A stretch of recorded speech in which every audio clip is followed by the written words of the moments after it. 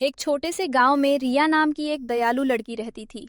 वो बहुत गरीब थी, लेकिन उसका दिल बहुत अच्छा था। एक दिन रिया जंगल से अपने घर वापस जा रही थी।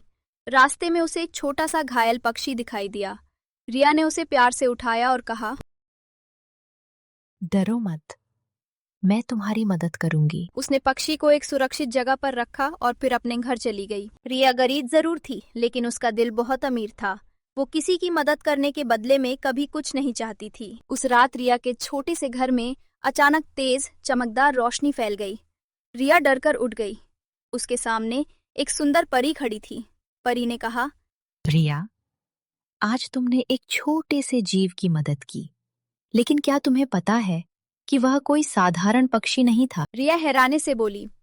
तो फिर वो कौन था? परी मुस्कुराई और बोली।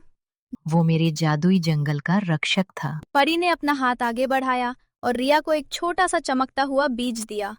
परी ने कहा, इसे अपने घर के सामने जमीन में लगा देना, लेकिन याद रखना, इसकी जादू सिर्फ अच्छे दिल वाले लोगों के लिए ही काम करेगी। अगले दिन रिया ने वो बीज अपने घर के सामने लगा दिया। कुछ दिनों बाद वहां एक सुंदर पेड़ उगाया। उस पेड़ पर चमकते हुए फल लगे थे। लेकिन रिया ने उन फलों को सिर्फ अपने लिए नहीं रखा।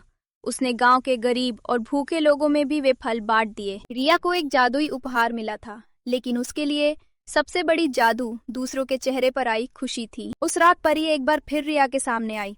परी ने मुस्कुराते हुए कहा, रिया, मैंने तुम्हें एक जादुई पेड़ दिया था, लेकिन तुमने मुझे ये साबित कर दिया कि असली जादू उस पेड़ में नहीं था। परी ने रिया की ओर देखते हुए कहा। असली जादू तुम्हारे अच्छे दिल में है। रिया मुस्कुराई और आसमान की तरफ देखने लगी। परी धीरे धीरे चमकती हुई रोशनी में गायब हो गई।